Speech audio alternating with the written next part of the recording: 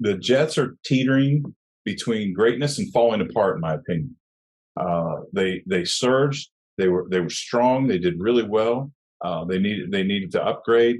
They're certainly trying to do that at the quarterback position.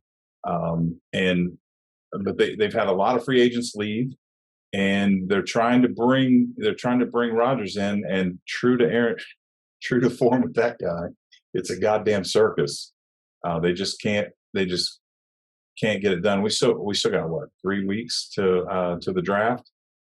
There's still time. Allegedly, it's a done deal. But I think this is. I mean, they brought in some good players, and I know you want to talk about those. And so I'll talk about this after you talk about those.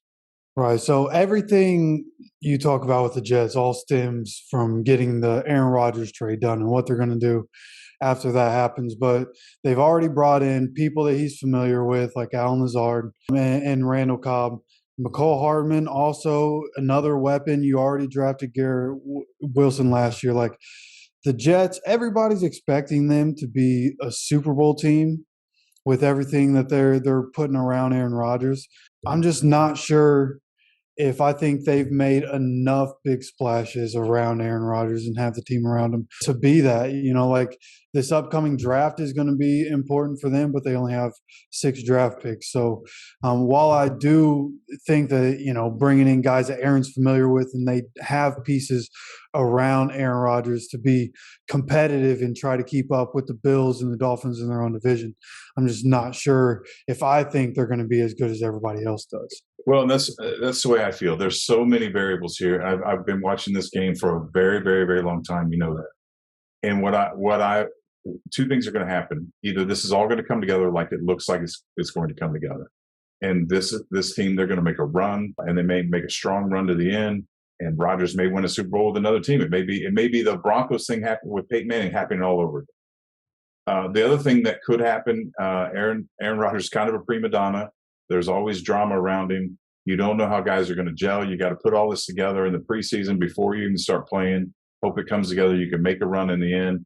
You got Rodgers. We don't know what his performance is going to be like. I mean, he's getting older every year, and he's at that age where suddenly he could be Tom Brady and he could play at a high level for another 3 or 4 years, or he could just come out next year and just completely suck ass. And the problem with this way they're putting this together is if one thing starts to go wrong here, it can pull the whole thing apart very quickly, especially with a new coach. So that's kind of why I said they're teetering between greatness and this whole thing falling apart. If Saleh can pull this off and get all this to gel and all these parts together like they think they're going to, I think they're going to be great. I think if he can't, I think they're going to be mediocre and it'll end up ultimately being I think at this point, anything less. I think they probably would still make the playoffs, but I think if they bring Rodgers in with everything they've done, anything less than AFC Championship is a disappointment to Jets fans, and rightfully so. And so that's what I'm talking about. I think either they find their way to the AFC Championship, or everybody's going to be really disappointed. Yeah, that's what it feels like. That feels like that's the league-wide expectation. All the fans, all the media thinking that the Jets are going to be a powerhouse with Aaron Rodgers, and they very well could be. Like Aaron Rodgers has been to a lot of NFC championships, even in recent years. He had the back-to-back MVPs. Like I don't expect Aaron Rodgers to drop off.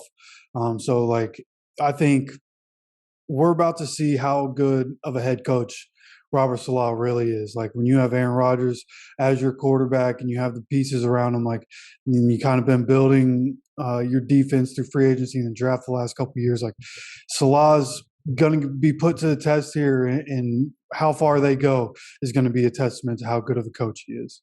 I agree. A lot of coaches inherit someone else's property, or there's a lot of hype and excitement. Guys buy into their stuff and they can overachieve the first year. It's usually the second year when you really start to see what the coach is made of. And we saw that with Jim Caldwell, right? We saw that with Barry Switzer in the 90s with the Cowboys. Saw that Jim Caldwell when he took over Tony Dungy and Peyton Manning left. The whole thing just collapsed out front.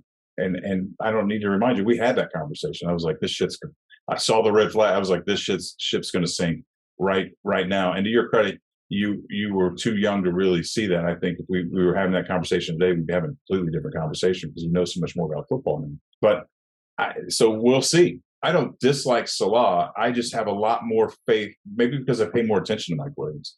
But he's in the same boat. I mean, both these guys, we're watching closely to see what their second year is going to do, and that'll tell us what their stint at their each respective team is going to be like.